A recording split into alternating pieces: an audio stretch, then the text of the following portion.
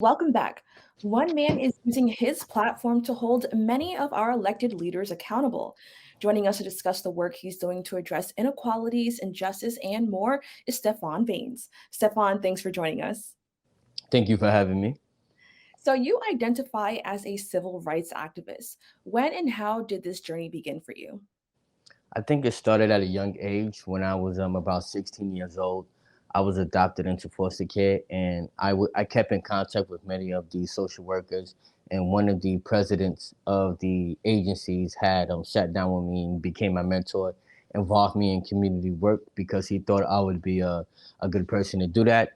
And I've been interning at many different council members' offices and many different nonprofit agencies, and I've been doing that work since. I end up doing foster care advocacy work, and then I transitioned to doing work for people who are minorities in Black and Brown communities who were killed by the police, and that's how I continue to fight for them.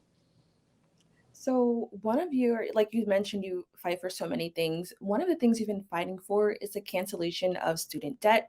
Um, this has been an ongoing fight for many. Can you just explain the importance of this issue?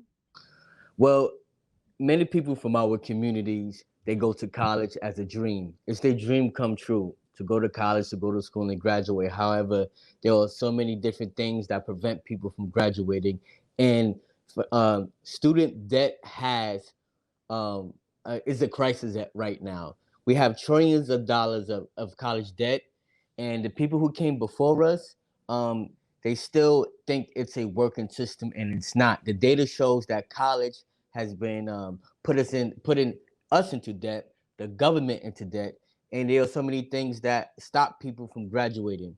Financial hardship. There are things like the graduation rates, the high school rates.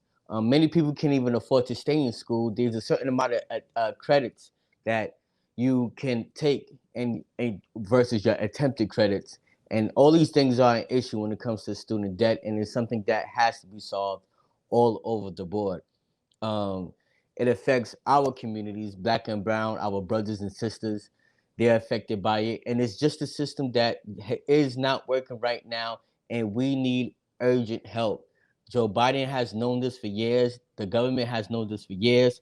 They've been provided. They've provided banks with financial relief. They've provided houses, the housing crisis for financial relief. They've provided many different immigrants and many different other agencies for financial relief, and they promised to do that for our people. But it has yet to be delivered upon our current administrations, locally and nationally. And I think with the data, we can show that we can fight this thing. The reason why we can fight this thing is because we need to educate ourselves on the issue, and we need to educate ourselves on the issues in school as well. How do we get past this? It's going to take accountability for our elected members to stop allowing them to depriving us of our resources, including college education, because tuition is rising and the crisis is just getting worse. Now, like I mentioned, this was kind of like an ongoing issue for many, but it kind of came up again after Biden's memo on student loans.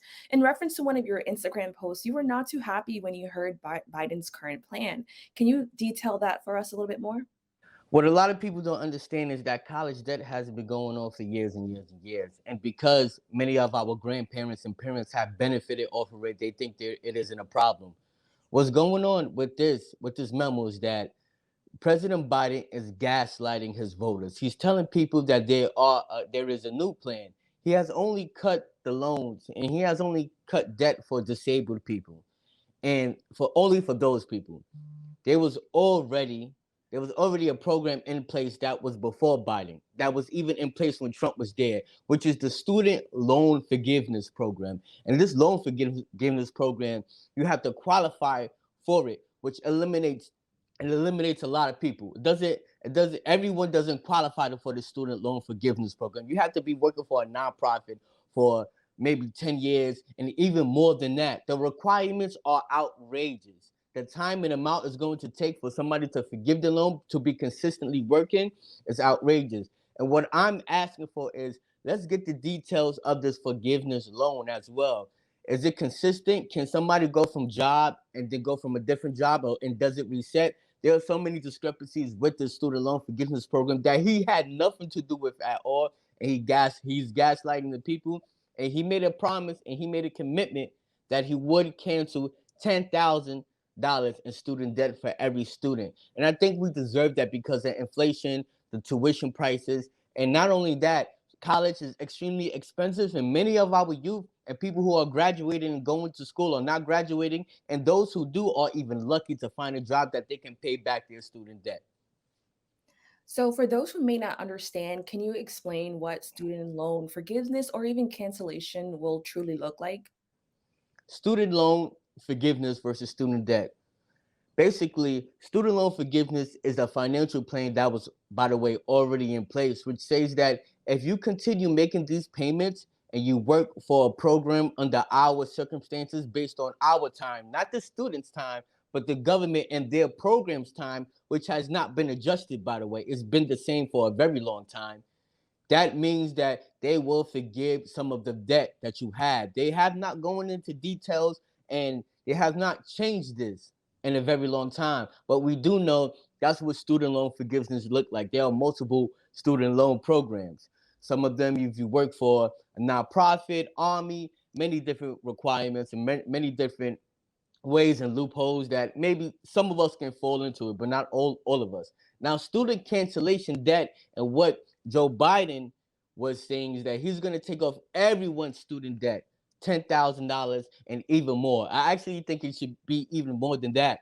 I'm fighting for the cancellation of debt and free to college tuition for all students from all backgrounds. And our older grandparents have a problem with that. They have a problem with that because they had to pay off their student debt in a failing system. That was their fault. I think it's time to make the generation prosper, increase this, increase the data and statistics, and also as a parent, as someone who wants to do better for their sons and their children, it's very selfish to say just because you don't benefit from it, um, that other people can't. Your children can't benefit from it. I think it's very selfish. I think we should change that mindset. And there's also a lot of inconsistencies. Like I said, the mayor just canceled the debt of many different taxi driver medallion owners. $150,000. Excuse me, 115,000 up to $175,000 per medallion. I think there's some miscommunication going on, and that is a discrepancy. Now, do you think there's any intersectionality between this fight for the cancellation of student debt and, criminal justice system or economic disparities, racial disparities, and so on? Yes, I think there is a lack of proper representation. When we talk about financial wealth, financial history, we've been, we are enduring severe conditions. If you go outside and you look at the streets of the Bronx, there's trash everywhere.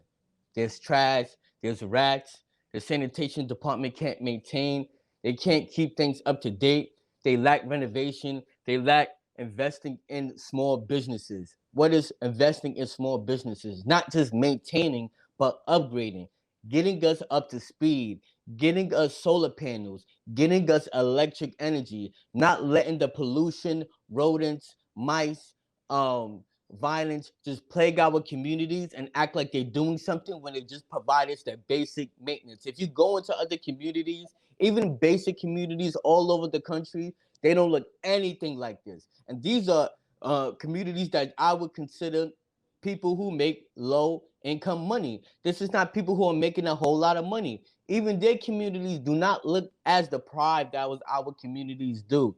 There's trash laying everywhere. There are rice. There are mice and rats. It is a penal code law in the health section that you must maintain your property in the Bronx, New York, and you must prevent rodent and rat um, from spreading all throughout your stores and your restaurants. Why? That creates disease. That creates mold. It creates harsh conditions, and people have to eat that food at these stores.